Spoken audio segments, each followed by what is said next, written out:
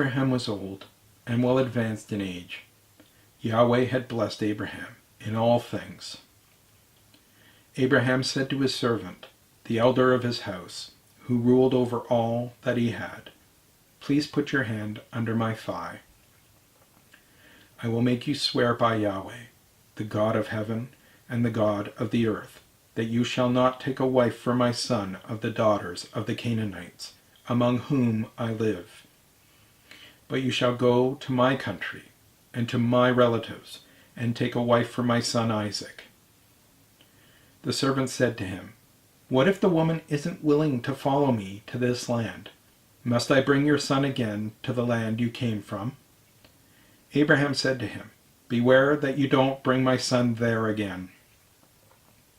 Yahweh, the God of heaven, who took me from my father's house and from the land of my birth, who spoke to me and who swore to me, saying, 'I will give this land to your offspring,' he will send his angel before you, and you shall take a wife for my son from there.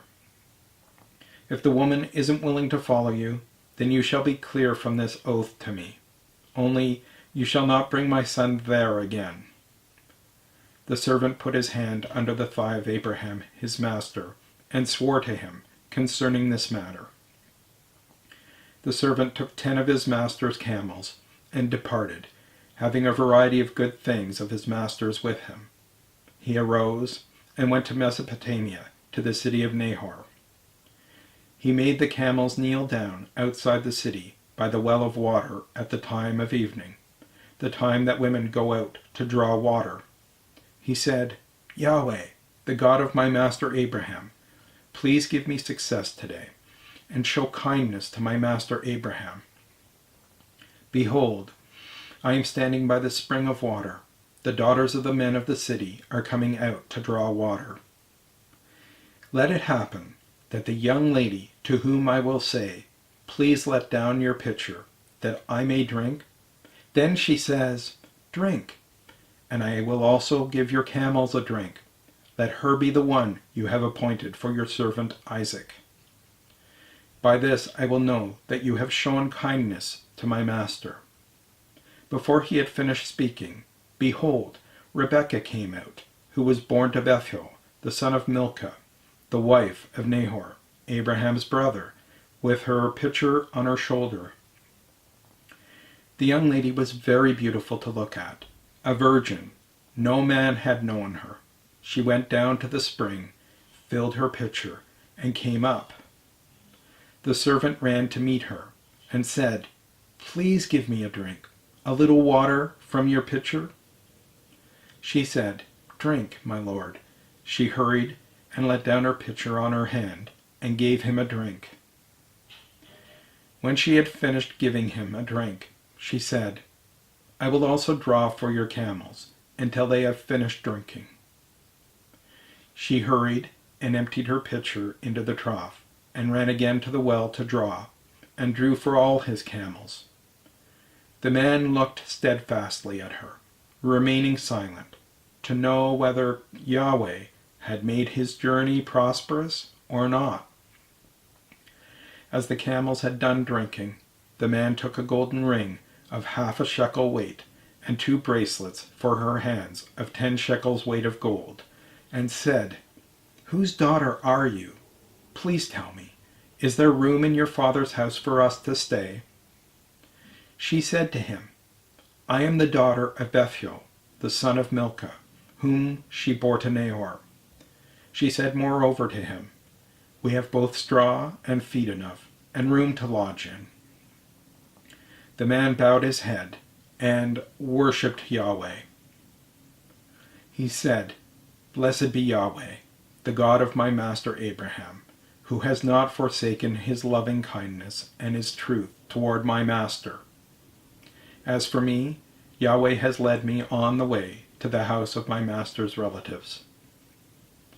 The young lady ran and told her mother's house about these words. Rebekah had a brother, and his name was Laban. Laban ran out to the man, to the spring. When he saw the ring and the bracelets on his sister's hands, And when he heard the words of Rebekah, his sister, saying, "This is what the man said to me," he came to the man. Behold, he was standing by the camels at the spring. He said, "Come in, you blessed of Yahweh. Why do you stand outside? For I have prepared the house and room for the camels." The man came into the house, and he unloaded the camels. He gave straw and feed for the camels, and water to wash his feet and the feet of the men who were with him. Food was set before him to eat, but he said, "I will not eat until I have told my message." Laban said, "Speak on." He said, "I am Abraham's servant. Yahweh has blessed my master greatly. He has become great. Yahweh has given him flocks and herds, silver and gold, male servants and female servants, and camels and donkeys. Sarah, my master's wife, bore a son to my master when she was old. He has given all that he has to him. My master made me swear, saying, 'You shall not take a wife for my son from the daughters of the Canaanites, in whose land I live. But you shall go to my father's house and to my relatives, and take a wife for my son.' I asked my master, 'What if the woman will not follow me?' He said to me, 'Yahweh, before whom I walk, will send his angel with you, and prosper your way. You shall take a wife for my son from my relatives, and of my father's house. Then you will be clear from my oath. When you come to my relatives, if they don't give her to you, you shall be clear from my oath.' I came today to the spring and said, 'Yahweh, the God of my master Abraham, if now you do prosper my way which I go, behold, I am standing by this spring of water. Let it happen that the maiden who comes out to draw, to whom I will say, "Please give me a little water from your pitcher to drink," then she tells me, "Drink, and I will also draw for your camels," let her be the woman whom Yahweh has appointed for my master's son."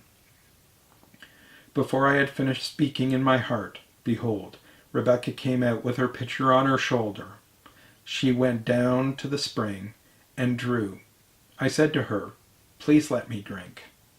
She hurried and let down her pitcher from her shoulder and said, "Drink, and I will also give your camels a drink."